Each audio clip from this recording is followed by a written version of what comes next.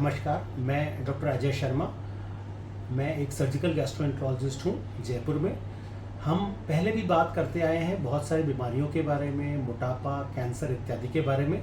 लेकिन अब जैसे जैसे गर्मी शुरू हो रही है, मुझे लगता है अधिकतर लोगों की आजकल यह जानने की बहुत इच्छा होगी कि हम गर्मियों में किन चीज़ों पर ध्यान दें, खास तौर पे हमारा खाना पीना और हमारी एक्सरसाइज के बारे में।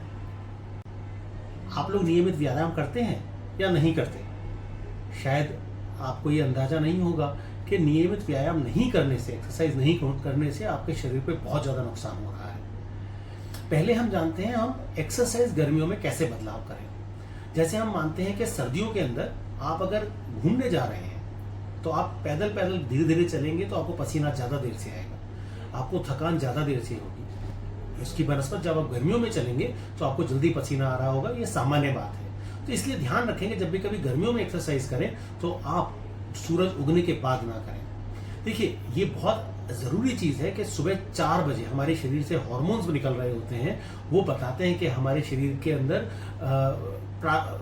शरीर को पॉजिटिव बनने की क्षमता ज़्यादा होती है। ये हार्मोन 4 बजे के बाद बनने शुरू होते हैं और 7 बजे तक सबसे अधिक मात्रा में बनते हैं। तो यह सबसे अच्छा समय है व्यायाम करने का। शायद हम पीढ़ी दर पीढ़ी देखते आते हैं कि इस समय व्यायाम करने से लोग बहुत ज़्यादा हृष्ट-पुष्ट रहते हैं। दूसरा सामान्य समय है जब सूर्य अस्त हो जाए, शाम के टाइम जब वापस मौसम ठंडा हो जाए, तब आप एक्सरसाइज कर सकते हैं। लेकिन आजकल जैसे जैसे बढ़ता हुआ प्रचलन है, तो आजकल क्योंकि जिम में एक्सरसाइज करने का प्रचलन है, तो आप ये ध्यान रखें कि जब भी जिम में जाएं तो जिम में आप एक्सरसाइज करते वक्त ध्यान रखें आपके वहाँ पर में वेंटिलेशन अच्छा हो, एसी अच्छा चल रहा हो, आपको पसीना बहुत आवश्यकता से अधिक ना आए। देखिए, जैसे जैसे गर्मी बढ़ेगी आपकी एक्सरसाइज करने के साथ आपकी पसीना जल्दी आएगा। बेसिक रूल है, जब तक आपको एक्सरसाइज में पसीना नहीं आता तब तक आपका शरीर की बॉडी वार्मिंग नहीं हुई है। इसे कहते हैं exercise to sweat. This is just beginning of exercise. ये शुरुआत है एक्सरसाइज की, इसे अंत ना माने जब आपको पसीना आ रहा हो, क्योंकि गर्मियों में पसीना जल्दी आता है, इसलिए आप इसको जल्दी अंत मान लेते हैं। दूसरी होती है एक्सरसाइज इतनी करें कि आपको बोलने में आपको जोर आना शुरू हो जाए। जब आप एक बार पसीना आ चुका है, थोड़ी देर रेस्ट करें और फिर दोबारा एक्सरसाइज शुरू करें और उस व्यायाम को, सारी मांसपेशियों को तब तक काम में लें जब तक कि आपको बोलने में थकान ना महसूस हो। यह बहुत आवश्यक है। जब तक आप इतनी एक्सरसाइज करेंगे तब आपकी सारी मांसपेशियां काम कर रही होंगी। इसको एक दिन में प्रयास ना करें, धीरे धीरे करके 1 महीने के अंतराल पे इसको धीरे धीरे बढ़ाएं। सुबह एक्सरसाइज करना, शाम को एक्सरसाइज करना और ज्यादा एक्सरसाइज करना बहुत आवश्यक है।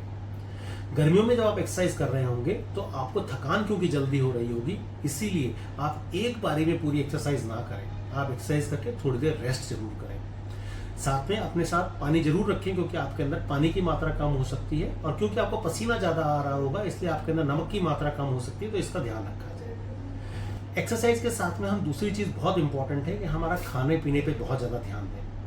जैसे हम खाने पीने पे ध्यान देने की बात करेंगे, गर्मियां आते ही हमें पता चलेगा कि पानी की आवश्यकता जरूरी हो गई है। तो सामान्य से अधिक पानी, तो जब पसीना आ रहा हो या जब आप गर्मी में काम कर रहे हैं या सामान्य एसी में 24 घंटे नहीं काम कर पा रहे हैं, तो कम से कम 4 लीटर पानी आपके शरीर के लिए बहुत ज्यादा आवश्यक है।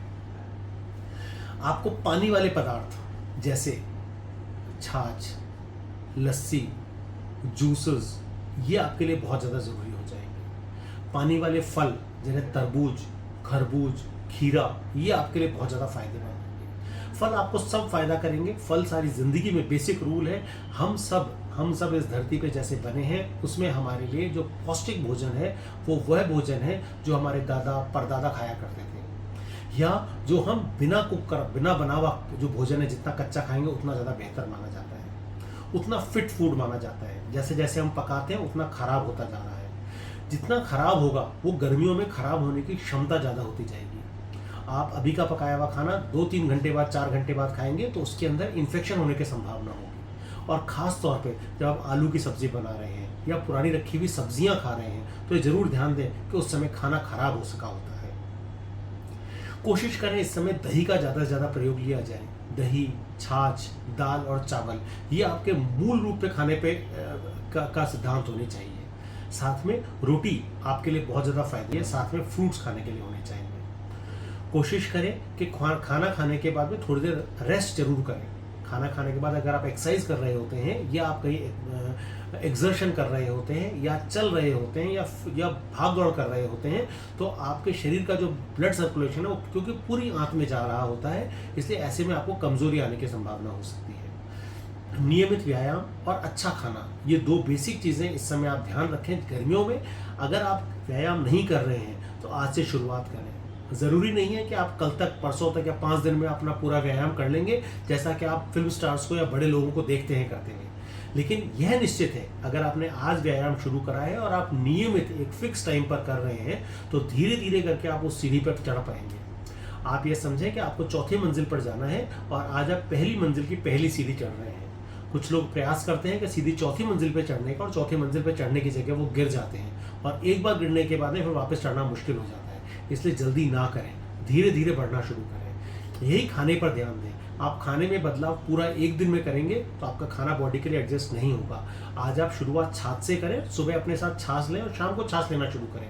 कल आप दही ले सकते हैं और धीरे धीरे करके आप दाल चावल को बढ़ा सकते हैं। दिन में एक बार फ्रूट्स लेना शुरू जरूर करें। एक बार फल, कच्चे फल लेंगे तो वो आपको धीरे धीरे करके एडजस्ट करने में का समय मिलेगा। अगले 15 दिनों में खाने के अंदर आप कोशिश करें कि आप उस सामान्यता को छू पाएं जो कि आपके लिए आवश्यक है।